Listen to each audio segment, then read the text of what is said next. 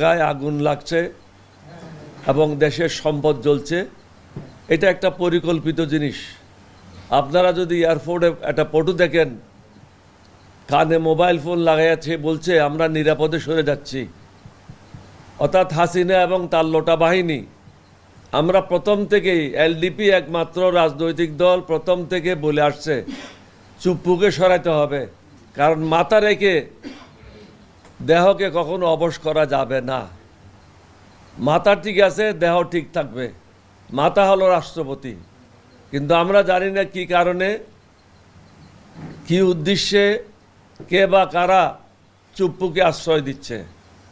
এই আশ্রয় দেওয়ার ফলে চুপ্পুর নেতৃত্বে বলতে পারেন আওয়ামী লীগের লোকেরা বিভিন্ন জায়গায় অ্যাক্টিভ হচ্ছে এবং প্রতিনিয়ত মিছিল মিটিং করছে। পুলিশ যাওয়ার আগে তারা পলায়ে যায়। এটা হলো তাদের চিরদিনের স্বভাব। আমরা প্রথম থেকে